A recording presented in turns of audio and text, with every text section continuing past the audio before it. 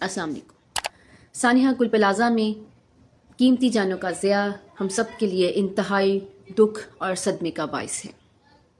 روح کانپ جاتی ہے ایسے واقعات کو دیکھ کر۔ ہم سب نے دیکھا سنا، لوگ خوشیاں منا رہے تھے، کوئی دلہن اپنی شادی کی تیاری کر رہی تھی اور کوئی حاملہ ماں اپنے نئے آنے والے مہمان کے لیے شاپنگ کر رہی تھی۔ لوگ خوشیاں منا رہے تھے کہ اچانک سب کے گھروں میں صف ماتم بچھ گیا۔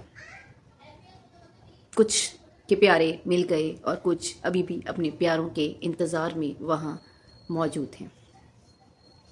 یہ کسی ایک فرد کا قصور نہیں ہے، بلکہ یہ پورے نظام کی خاموش ناکامی ہے۔ جہاں انتظامیہ حفاظتی اقدامات پورے نہ کر سکے، جہاں متعلقہ عمارت کے مالکان قوانین کی پابندی کو نظر انداز کریں، جہاں متعلقہ ادارے وقت پر چیکنگ نہ کریں، اور جہاں ہم جیسے لوگ بطور معاشرہ خطرات کو دیکھ کر خاموش رہیں، وہاں اس طرح کے سانحات جنم لیتے ہیں۔ یہ وقت ذمہ داری قبول کرنے کا ہے۔ کس کا قصور ہے، کس کی وجہ سے ہے، کس کی غفلت ہے، یہ وقت نہیں ہے، بلکہ وقت ہے کہ ہم سب اپنی ذمہ داری قبول کریں، قوانین کی پابندی کریں، خطرات کو دیکھ کر خاموش رہنا چھوڑ دیں۔ اصل سوال یہی ہے کہ اتنے خوفناک سانحات کے بعد بھی کیا ہم سب خاموش رہیں گے؟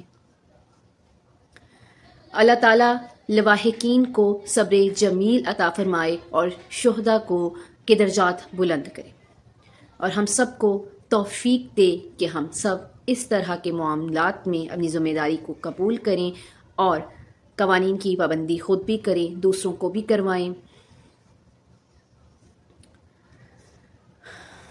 الفاظ ساتھ نہیں دیتے اس طرح کے واقعات میں۔